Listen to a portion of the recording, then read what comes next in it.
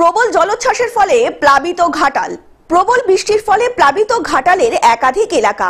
গ্রামীণ এলাকাগুলি জলের তলায়। বৃষ্টির জলে প্লাবিত এলাকার বাসিন্দাদের এখনই দুর্ভোগ কমার কোনো লক্ষণ নেই। ডুবেছে যাতায়াতের রাস্তাঘাট।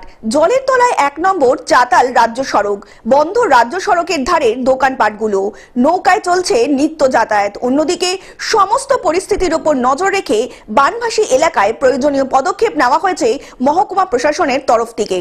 স্কুল এসে দেখলাম স্কুলের দুয়ারে জল উঠে গেছে।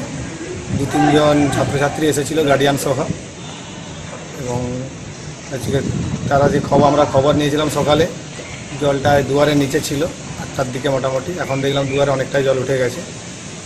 এবারে গার্ডিয়ানরা এসে তারা যখন দেখলো যে জলটা বাড়ছে আস্তে আস্তে, তারা বললো যে জল যেহেতু ক্রমবৃদ্ধিমান, তারা চাইছে না আজকের দিনটা বাচ্চারা ক্লাস করুক।